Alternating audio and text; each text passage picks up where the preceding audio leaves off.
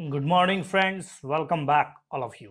नमस्कार, आदाब, सत श्री अकाल, वड़क्कम, जोहार, जय झारखंड, जय भारत। आप सबों का हार्दिक स्वागत है मेरे इस यूट्यूब चैनल में, जहां पर आप सबों को लगातार प्रश्नों के माध्यम से ज्ञानवर्धन किया जा रहा है।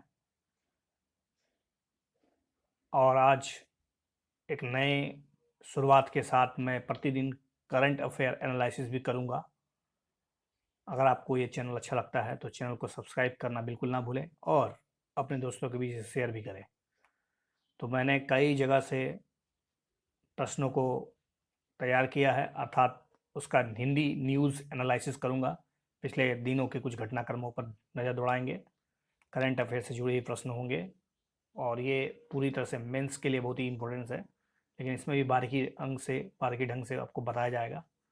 तो चलिए स्टार्ट करते हैं। सबसे पहला है आपका सामने जल जीवन मिशन। जल जीवन मिशन के बारे में मैं आपको बताता हूँ। Let's see. देखिए, जल जीवन मिशन आपके सामने दिख रहा होगा कि टैप वाटर सप्लाई करना है।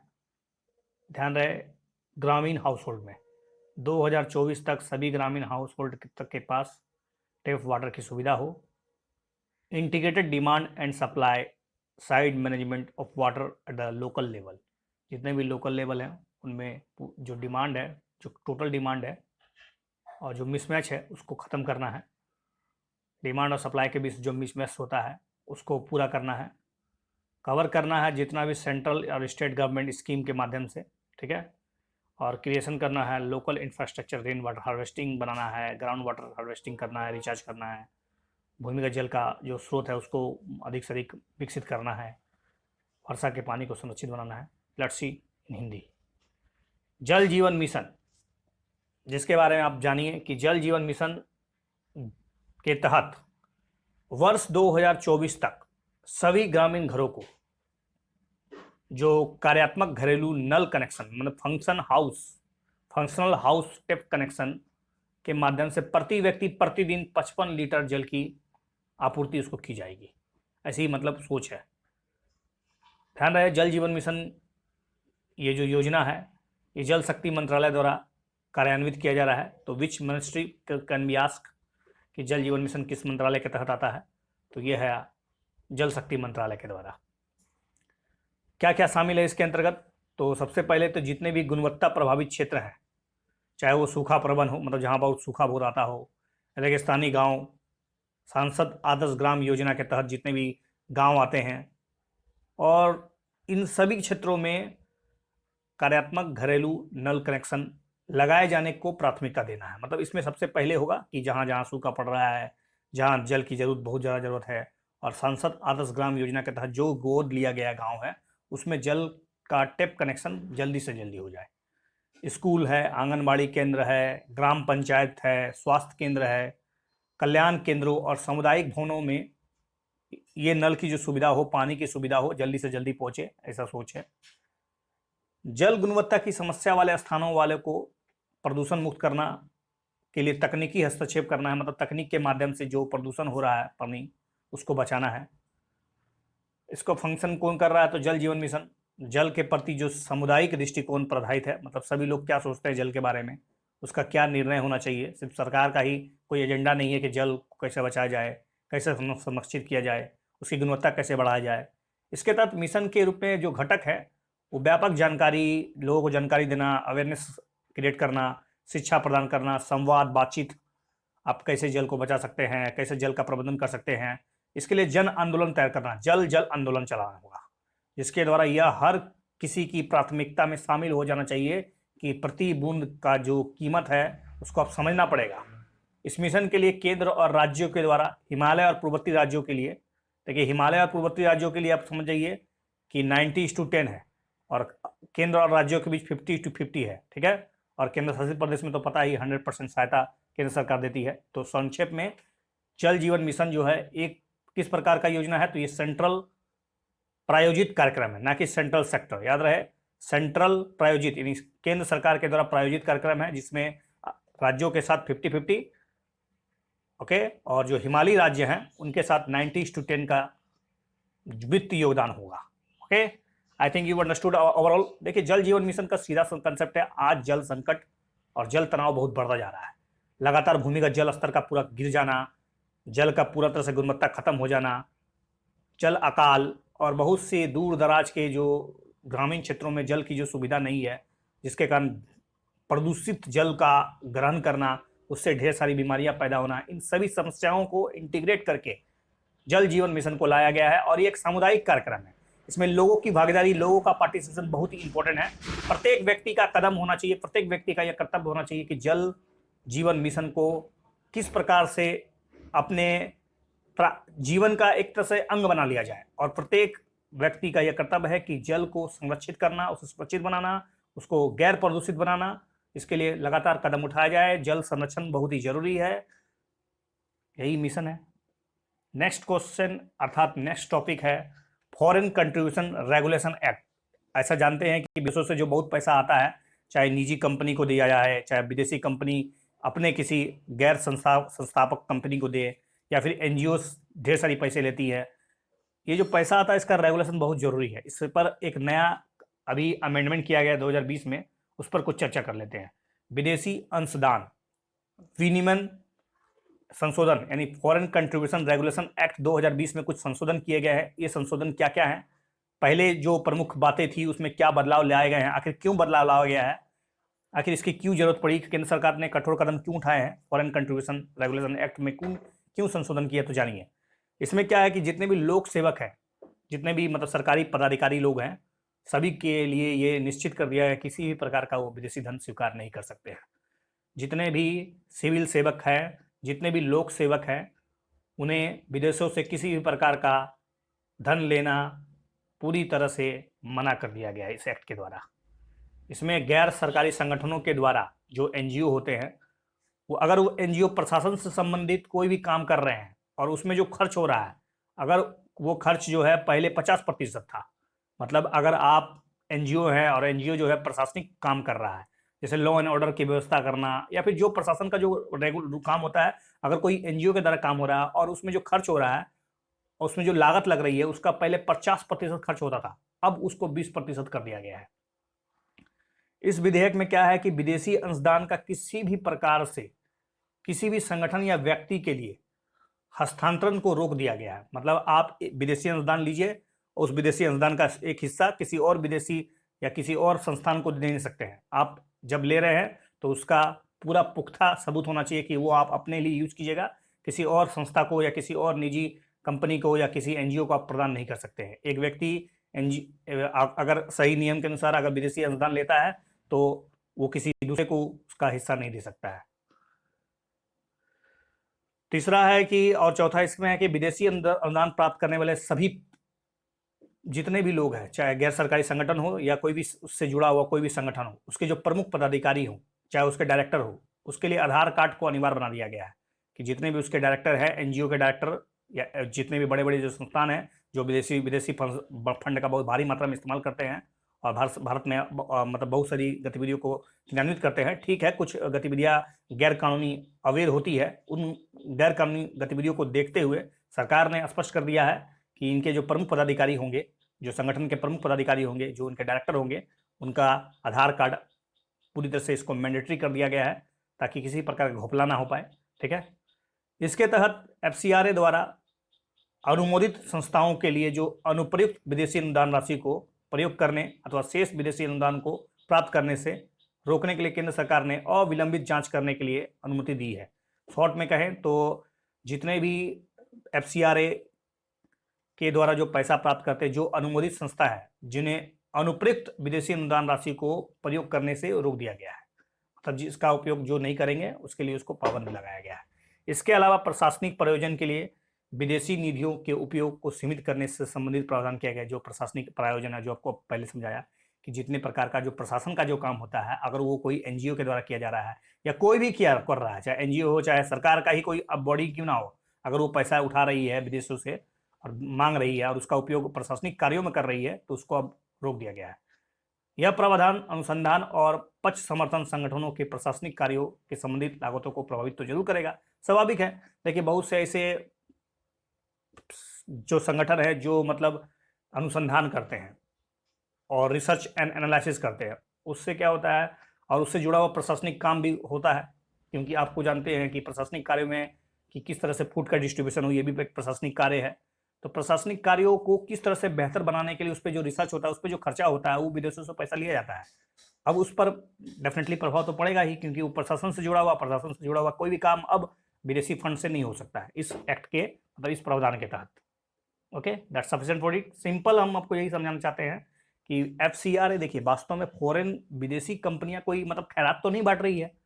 अगर सही दृष्टिकोण से देखा जाए, भारत के एकता, उसकी अखंडता, उसकी संप्रभुता, उसकी सुरक्षा, उसका मतलब एक तरह से लॉ एंड ऑर्डर, इस सब व्यवस्था को बनाए रखने के लिए विदेशी अंशदान जो है बहुत ही मतलब एक तरह से कभी कभी बहुत ही सेंसिटिव हो जाता है।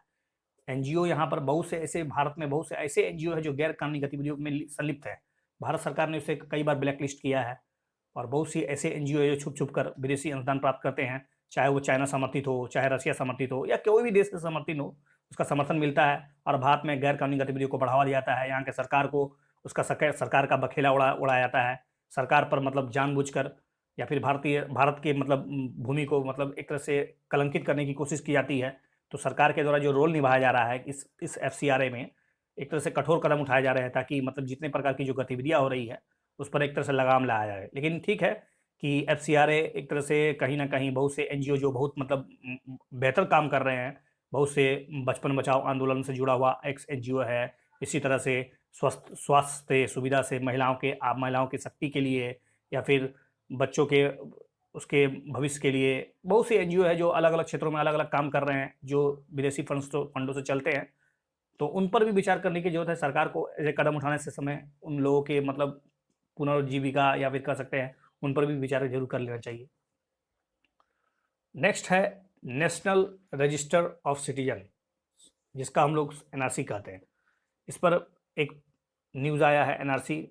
देखिए पहले इसके लिए अब समझ जाइए कि सुप्रीम कोर्ट की निगरानी में असम राज्य में वर्ष 1951 यानी 1951 में राष्ट्र नागरिक रजिस्टर को अप टू डेट करने की प्रक्रिया शुरू हुई थी। आपको पता ही होगा कि लगभग सुप्रीम कोर्ट ने जब इसमें अपना निर्देश दिया 2018 में, इसका हालांकि 2013 में से ही मतलब कहा गया था, लेकिन उस पर कुछ काम हो नहीं रहा था। फिर फाइनली जाकर जब मोदी जी की सरकार आई, बीजेपी की सरकार आई, NDA की सरकार आई, तो उन्होंने फिर से इसको अप टू डेट करने का मतलब जब सुप्रीम कोर्ट ने कहा तब उसको अप टू डेट करने के लिए, जो कि 1951 में जो राष्ट्र नागरिक रजिस्टर है उसको अप टू डेट करने की प्रक्रिया शुरू हुई थी। और पूरी प्रक्रिया में ओवरऑल क्या निकल के आया कि 3.3 या 3 मतलब समझिए पौने तीन या बोलिए या फिर पौने 4 करोड़ के आसपास या 3.5 करोड़ के आसपास लोगों ने आवेदन किया। उनमें से 19 लाख आवेदक जो है वो राष्ट्रीय नागरिक रजिस्टर की अप टू डेट किया गया उस सूची से बाहर हो गए हैं। मतलब वो एक तरह से अवैध नागरिक है, हमारे देश के नागरिक नहीं है। देखिए राष्ट्रीय नागरिक रजिस्टर यानी NRC होता क्या है? NRC मुख्यतः वास्तव में कहा जाए तो अवैध भारतीय नागरिकों का एक आधिकारिक रिकॉर्ड है जो भारत के नागरिक नहीं है। अगर भारत के नागरिक है तो आप अपना डेटा शो कीजिए, दिखाइए। इसमें नागरिकता अधिनियम 1955 के अनुसार भारतीय नागरिक के रूप में पात्र व्यक्तियों के बारे में उसकी जानकारी, जो उसकी जनांकी विवरण है, मतलब कहाँ उनका जन्म हुआ, उनके माता पिता कौन है, वो क्या व्यवसाय करते हैं, उनका शिक्षा दीक्षा कहाँ पर हुआ, एक तरह से ओवरऑल अगर आप भारतीय नागरिक है तो आप इन पात्रों को दिखाइए। इस सबसे पहले इस रजिस्टर को वर्ष 1951 की जनगणना के बाद तैयार किया गया था। पहली बार इसको 1951 में तैयार किया गया था। इसके बाद कुछ समय पूर्व तक अभी कभी मतलब अप टू डेट नहीं हुआ था। अब तक केवल असम राज्य में ही इसे इस तरह का कोई डेटाबेस बनाया गया है, और हल्ला हुआ है कि पूरे भारतवर्ष में NRC होगा क्या। और ये मतलब एक तरह से बहुत ही खतरनाक स्थिति वाली होगी कि आपको ही पता चलेगा कि आप भारत के नागरिक नहीं है, आप वो डेटा जुगाड़ ना कर पाए, क्योंकि NRC में का जो डेटा बेस जो तैयार किया जा रहा है उसमें बहुत सारी खामियां हैं।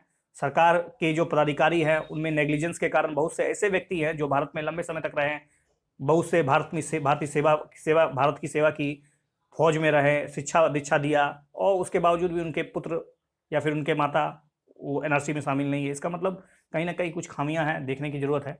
असम में अगर कहा जाए कि राष्ट्रीय नागरिक रजिस्टर को अपडेट करने का कारण क्या है, आखिर क्या कहा, क्या जरूरत पड़ा? देखिए वर्ष 2014 में सुप्रीम कोर्ट ने नागरिकता अधिनियम 1955 और नागरिकता नियम 2003 के अनुसार असम के सभी भागों में राष्ट्र नागरिक रजिस्टर यानी एनआरसी को अप टू डेट करने का आदेश दिया था और यह प्रक्रिया आधिकारिक तौर पर 2015 में शुरू हुआ था। ओके, एनआरसी का मतलब अभी बहुत मतलब सिंपल समझिए, एनआरसी मतलब कुछ है नहीं। असम में जिस प्रकार से 1971 के बाद से लगातार घुसपैठिया इसमें प्रवेश करते गए, तो जिसे असम की जो जनगणना ऑर्डर है, असम का जो मतलब एक तरह से जो खुद का निर्जातीय समूह लोग हैं, उनका जो अपना सांस्कृतिक है, अपना कल्चर है, उनके रोजगार है, वो अधिकांश जो है अब कुछ और व्यक्तियों के द्वारा, जो बाहरी लोग हैं उनके द्वारा मतलब हड़प लिया जा रहा है। तो असम के लोग चिंतित हैं, जिनके कारण असम एक्ट भी मतलब आपको पता हुआ, असम अकॉर्ड हुआ था 1985 में।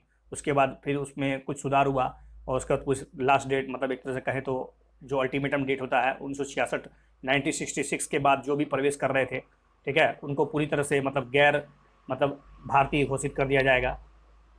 और अगर उन्हें डिपोर्ट किया जाए तो उन्हें कैसे डिपोर्ट किया जाए, कैसे उसे वापस बांग्लादेश या फिर म्यांमार या कहीं भी भेजा जाए तो कैसे भेजा जाएगा, इसके बारे में कोई अभी ठोस दिशा निर्देश नहीं है।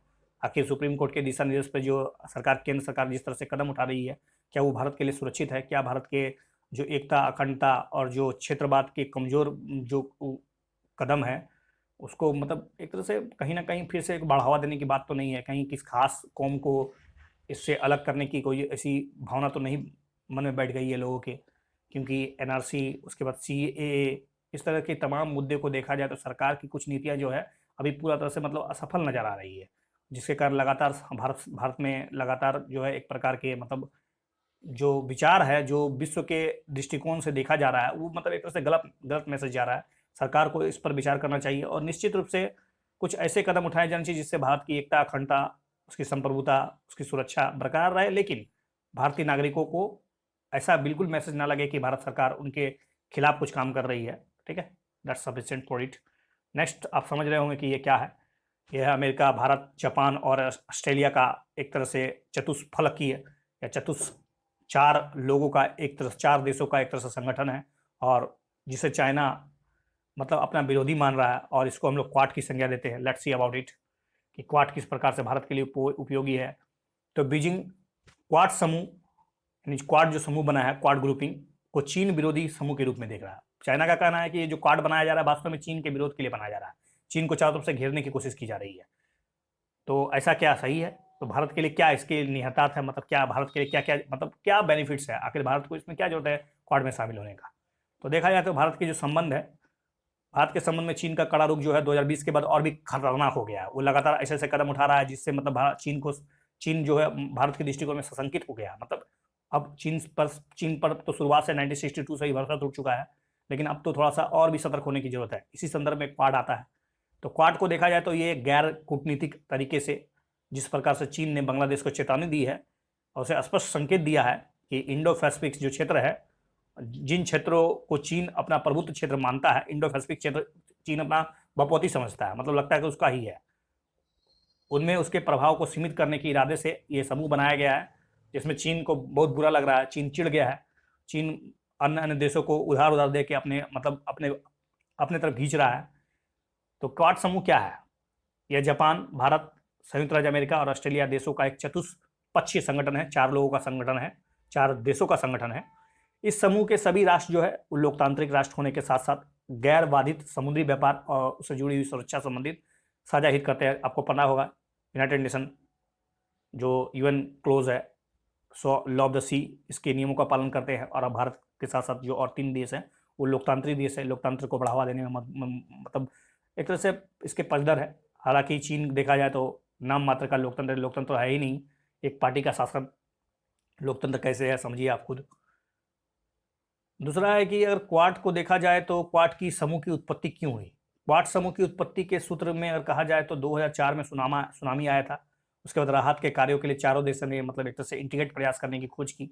उनको लगा कि इस तरह के अगर इस तरह के जो और भी जो प्राकृतिक आपदाएं हैं, अगर इनका बारंबारता बढ़े तो किस प्रकार से इसका मतलब सामना किया जाए, या फिर after the disaster how to handle the situation. उसके लिए 2004 में चार देशों का एक मतलब से एक तरह से ठोस प्रयास था। इसके बाद चार देशों ने 2007 में आसियान शिखर सम्मेलन के दौरान पहली बार इसमें बैठक हुई, जिसका उद्देश्य जापान, भारत, यूएसए और ऑस्ट्रेलिया चार देशों के मध्य समुद्री सहयोग को बढ़ाना था। इस संगठन का महत्व तो देखा जाए तो क्वाड जो है वो समान विचारधारा वाले देशों के लिए परस्पर सूचनाओं का साझा करना, अपने पारस्परिक हितों को, परियोजनाओं को मजबूत करना, अवसर बढ़ाना। इसके सदस्य राष्ट्र एक खुले और मुक्त इंडो पैसिफिक दृष्टिकोण को साझा करते हैं। मतलब इंडो पैसिफिक जो क्षेत्र है उसमें सही ढंग से व्यापार हो, निष्पक्ष व्यापार हो, कोई मतलब किसी का वहाँ पर दादागिरी ना चले। भारत, ऑस्ट्रेलिया, जापान और अमेरिका के मध्य जो वार्ता है उसमें कई मंचों में से एक है। इसे किसी विशेष संदर्भ में देखने की कोई जरूरत नहीं है। चाइना को इसको बिल्कुल मतलब ऐसा ना समझिए कि ये चाइना को कंटेंट करने की कोशिश है, बिल्कुल ऐसा नहीं लगना चाहिए। लेकिन चाइना तो मानेगा ही, स्वाभाविक है। मतलब इस चाइना उसको ऐसे बोल रहा है कि ये वास्तव में क्वाड जो है वास्तव में एक तरह से एशियाई का नाटो है, ठीक है। मतलब नाटो ही है, एक तरह से सैनिक संगठन है जो चाइना को घेर रहा है। नेक्स्ट क्वेश्चन है FATF, financial action task force, उससे जुड़ा हुआ एक न्यूज़ है। फाइनेंशियल एक्शन टास्क फोर्स के बारे में आपको बता देता हूँ कि वास्तव में देखिए बहुत से आपराधिक गतिविधियां बढ़ रही है, आतंकवादी गतिविधियां बढ़ रही है, मनी लॉन्ड्रिंग, इस तरह की समस्याओं से लड़ने के लिए ये एक संगठन है जो वैश्विक पूरे विश्व के कुछ खास देश इसमें अपना नज़र बना रखते हैं, ताकि जो देश इस प्रकार की गतिविधियों में शामिल है उसको रोका जाए, उस पर प्रतिबंध लगाया जाए, उसमें उसका वैश्विक बहिष्कार हो, उसको किसी प्रकार से आर्थिक सहायता ना मिले। इसके लिए फाइनेंशियल एक्शन टास्क फोर्स नामक एक संगठन है। Let's see about it. देखिए 2018 में पेरिस में इसका मुख्यालय है, जिसमें फाइनेंशियल एक्शन टास्क फोर्स का मुख्यालय है। क्या करता है ये करता क्या है कि फाइनेंशियल एक्शन टास्क फोर्स का गठन 1989 में G7 देशों की पेरिस में आयोजित एक बैठक हुई थी, उसी समय हुआ था। और यह एक अंतर सरकारी बॉडी है। अंतर सरकारी बॉडी में समझ लीजिए इसका कोई मतलब निश्चित नहीं, कोई उद्देश्य अभी तत्कालिक नहीं था। फाइनेंशियल एक्शन टास्क फोर्स वास्तव में एक नीति निर्माणक निकाय है। This is a body where decision making या डिसीजन लिया जाता है।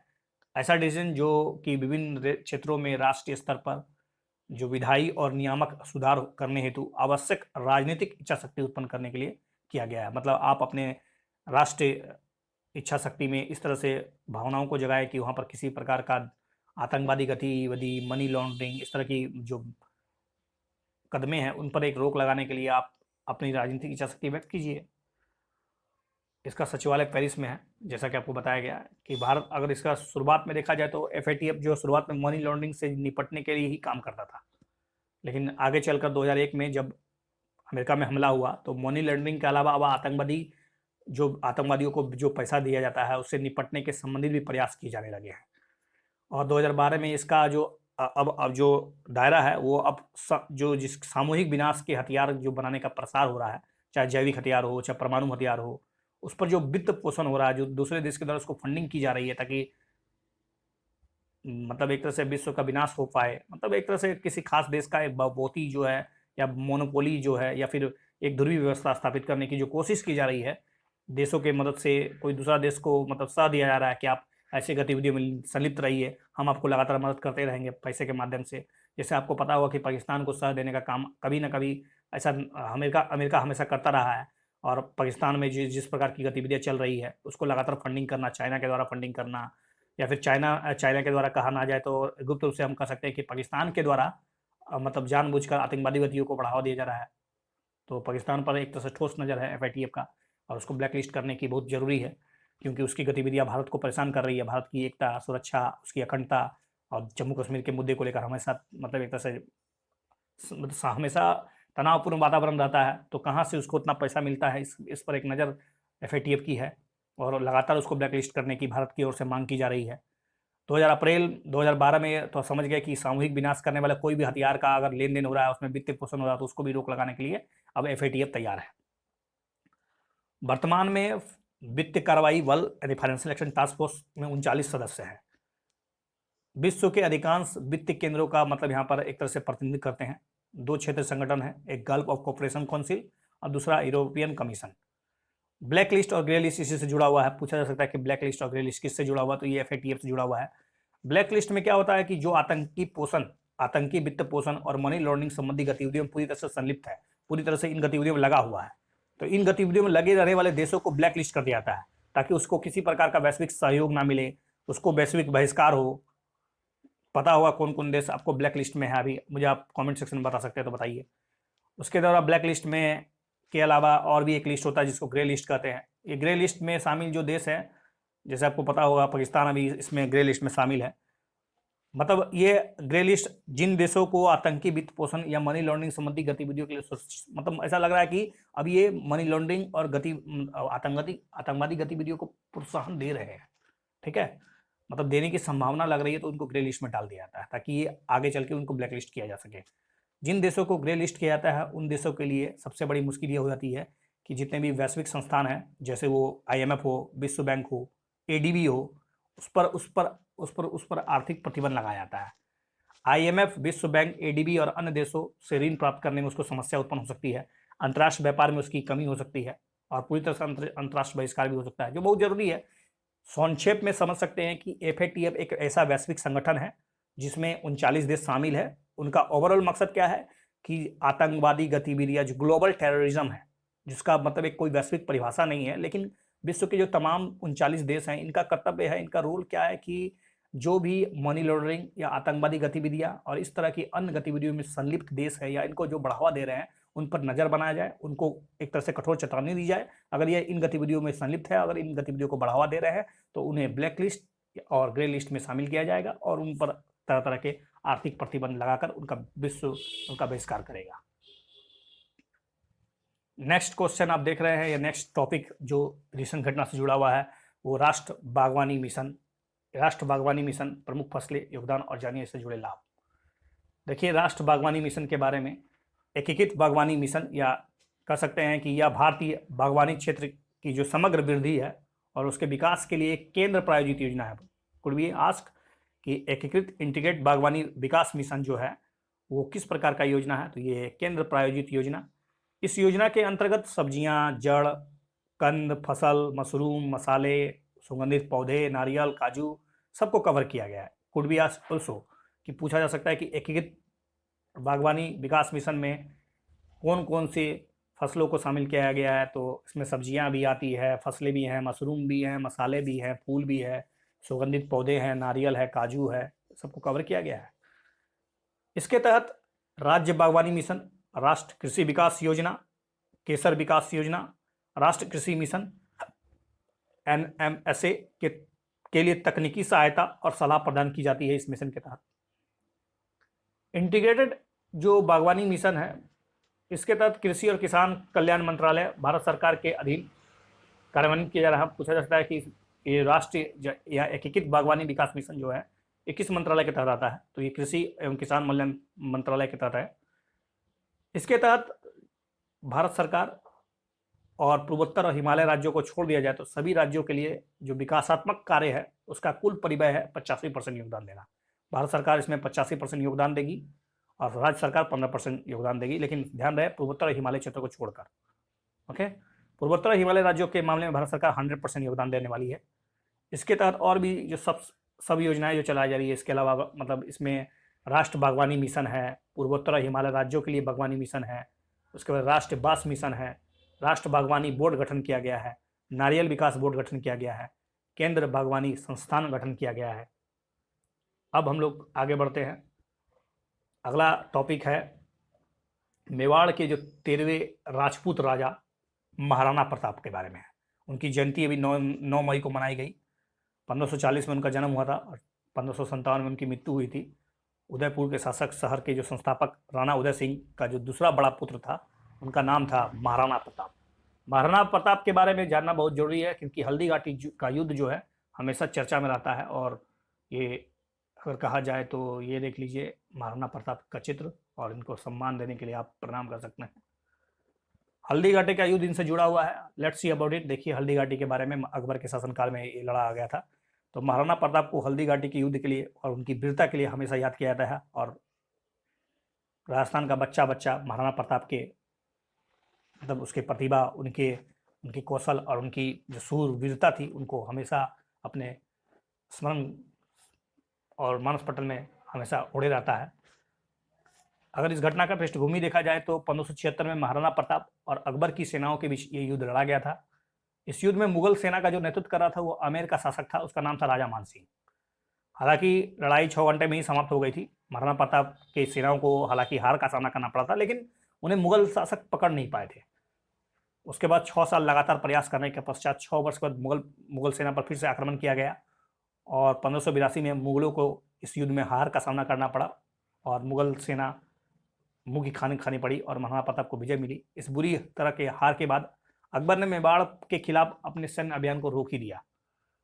क्या आखिर महाराणा प्रताप को याद कर उनके महाराणा प्रताप ने क्या लेगेसी छोड़ा है, क्या विरासत में उनसे हम क्या सीख सकते हैं? महाराणा प्रताप ने शक्तिशाली मुगल साम्राज्य को लगभग अकेले ही चुनौती दी। इसमें किसी भी अन्य राजपूत शासकों से उन्होंने सहायता नहीं मांगी। यह राजपूत वीरता की शानदार गाथा और अपने सिद्धांतों के लिए आत्म बलिदान करने की जो भावना है वो हम उनसे सीख सकते हैं। जहां सभी के सभी आप राजपूतों ने घुटने टेक दिए थे अकबर के सामने, एकमात्र धरती का सपूत, एक राजपूत जिसने कभी भी अकबर की अधीनता स्वीकार नहीं की और आखिरी दम तक लड़ाई लड़ी और घास की रोटी भी खाकर, जंगलों में रहकर, कबीलों के साथ संगठन बनाकर अकबर को जैसे बड़े महान शासक को चुनौती दिया, वो थे राणा प्रताप। राणा प्रताप की छापेमार युद्ध पद्धति बाद में इसको मतलब एडॉप्ट किया जाता था, उसको सीखा गया, चाहे वो दक्कन के जो सेनापति थे मलिक अंबर या फिर शिवाजी महाराज के द्वारा इसको आगे बढ़ाया गया। उसी तरह अब हम लोग इतिहास के दूसरे घटनाक्रम में नजर डालेंगे जिनका नाम है गोपाल कृष्ण गोखले। गोपाल कृष्ण गोखले का भी ये भी हाल में जयंती मनाया गया। उससे जुड़ी हुई कुछ महत्वपूर्ण एक मतलब प्रीलिम्स के लिए है कि दक्कन एजुकेशन सोसाइटी किससे जुड़ा हुआ, कौन महान शासक या कौन मतलब नेता से जुड़ा हुआ है। तो दक्कन एजुकेशन सोसाइटी गोपाल कृष्ण गोखले से जुड़ा हुआ है। उनके वो सचिव थे।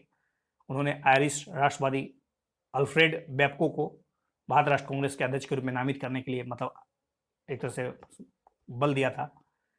गोखले ने ज्ञान प्रकाश नामक एक दैनिक समाचार पत्र भी प्रकाशित किया था, जिनके माध्यम से वो राजनीति और समाज में सुधार चाहते थे, अपनी विचारधारा को प्रकट करना चाहते थे। 1903 में उन्होंने गवर्नर जनरल की परिषद का भी सदस्य चुना गया था। याद रखिएगा, गवर्नर जनरल की परिषद में चुने जाने वाले गोपाल कृष्ण गोखले शामिल है, तो बिल्कुल शामिल है। उसके बाद उनको मतलब 1905 में इन्होंने सबसे फेमस काम अगर कहा तो सर्वेंट ऑफ इंडिया सोसाइटी की स्थापना की 1905 में। सर्वेंट ऑफ इंडिया सोसाइटी जो गोपाल कृष्ण गोखले से जुड़ा हुआ है, इसके माध्यम से वो निस्वार्थ काम करते थे, लोगों को प्रशिक्षित करते थे और भारत राष्ट्र कांग्रेस के अध्यक्ष भी चुने गए थे। वो पता होगा 1905 में भारत राष्ट्र कांग्रेस का अध्यक्ष गोपाल कृष्ण गोखले को ही बनाया गया था। हालांकि नरन दल के नेता थे और गोपाल कृष्ण गोखले महात्मा गांधी के और यहाँ तक कि जिन्ना के भी गुरु माने जाते हैं, राजनीतिक गुरु। 1909 में जो पार्लियामेंट रिफॉर्म्स लाया गया था उसको तैयार करने में इनकी बहुत अहम भूमिका थी। भारत राष्ट्र राजनीतिक चिंतक में उनकी जो योगदान है, उनकी स्वतंत्रता, सामाजिक सुधार, आर्थिक प्रगति के महत्व के बारे में जो उनकी जो धारणाएं थी, उनकी जो मूल अवधारणाएं थी, जो अभी भी आज के समय भी प्रासंगिक है। एक तरह से मतलब गांधी जी के नक्शे कदमों पर आखिर क्यों चले, गांधी जी सत्य और अहिंसा को कहाँ से सीखा? कहीं ना कहीं गोपाल कृष्ण गोखले के विचारों से गांधी जी प्रभावित थे और उससे पूरा भारत प्रभावित हुआ। लास्ट टॉपिक अब हम लोग जा रहे हैं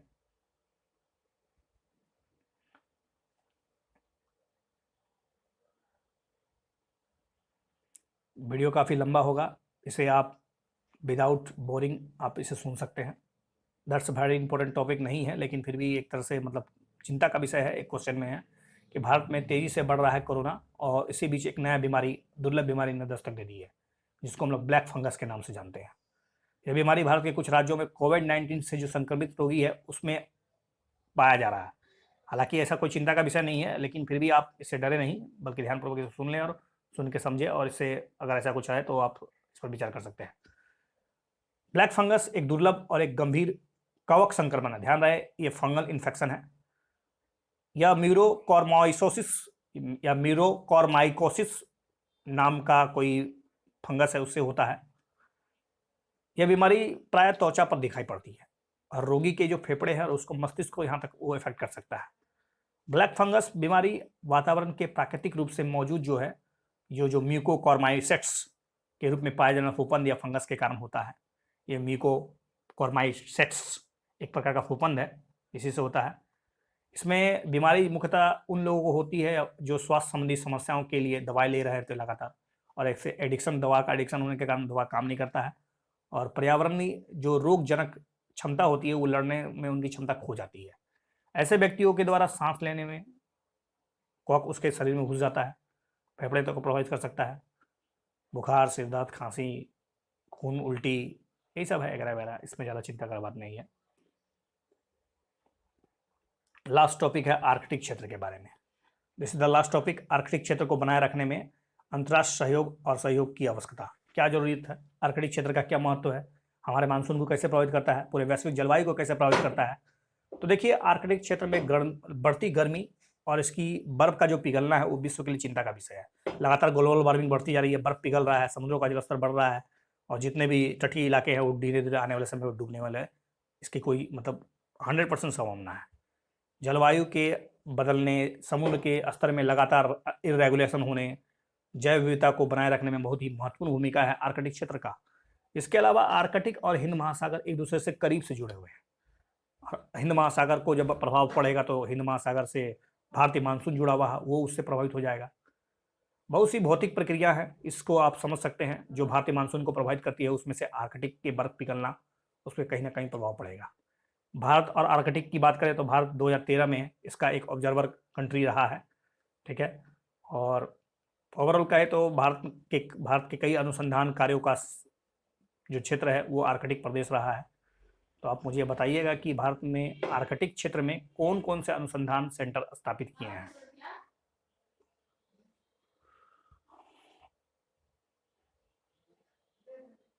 Okay, this is sufficient for this video. I think this is the current affairs series. Video will be large. Don't worry about it. Listen it carefully. Per day, I will upload a current affairs series so that you can analyze and you can mold yourself how to adjust the current affair daily analysis. Don't worry about it. I will try my best to upload per day a video about 3 or 4 special topics by selecting many more. Okay, thanks a lot for watching this video once again.